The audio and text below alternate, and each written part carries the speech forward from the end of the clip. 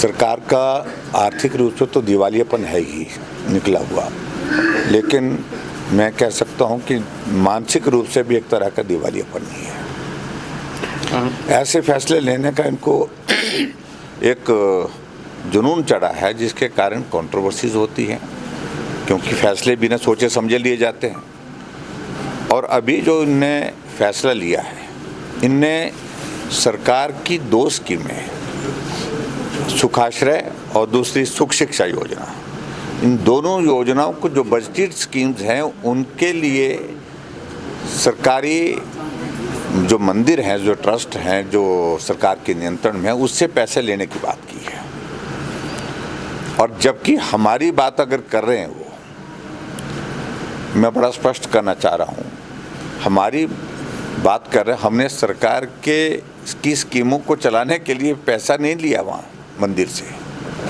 बहुत सारे मंदिर और ट्रस्ट हिमाचल प्रदेश में गौशाला चलाते हैं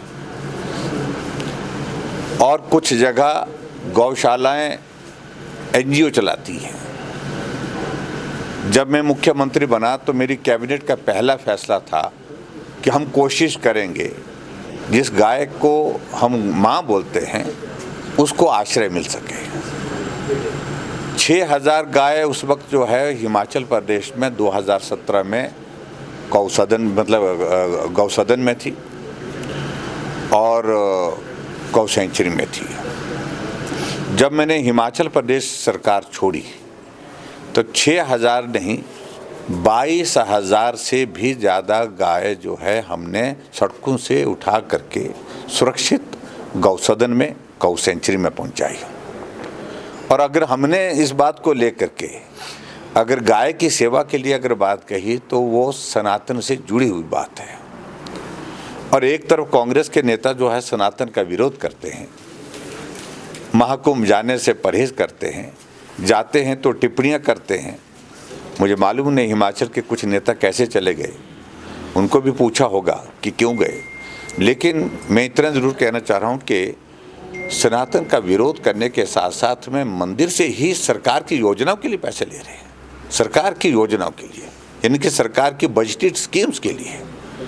अगर हमने पैसा वहाँ पर देने के लिए बोला, हमने तो यही कहा कि आपको स्वतंत्रता है मंदिर और ट्रस्ट को, जो आप गौसदन का संचालन कर रहे हैं तो उस पर 18% तक का पैसा खर्च कर सकते हैं। या इसके अलावा हमने ये कहा कि अगर आप गौसदन अगर आपका अपना नहीं है, कोई एनजीओ अगर करती है, एनजीओ कर रही है, तो उसमें मदद के लिए जो है वो गाय को बचाने के लिए, गाय की सेवा के लिए अगर पैसा दे सकते हैं तो हमने कहा उसका भी अभिनंदन है। हमारी मंशा ये है। और यहाँ सरकार जो है, सरकार को चलाने के लिए, सरकार की गाड़ी चलाने के लिए, मुख्यमंत्री का हेलीकॉप्टर चलाने के लिए, मुख्यमंत्री की गाड़ी चलाने के लिए चंदा लिया जा रहा है।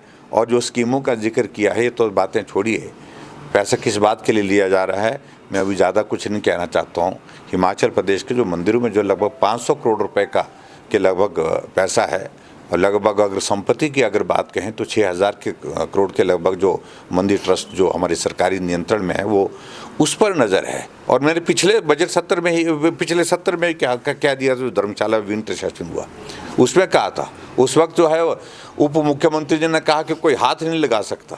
अब नोटिफिकेशन हुई पड़ी है। अब मुख्यमंत्री मंडी के शिवरात्रि के मेले, उप मुख्यमंत्री मंडी के शिवरात्रि के मेले में जाते हैं और कहते हैं कि बिल्कुल नहीं, ऐसा नहीं होगा, ये होने नहीं देंगे। तो भाई नोटिफिकेशन तो आपकी ही सरकार ने की है, हम तो उस पर बात कर रहे हैं।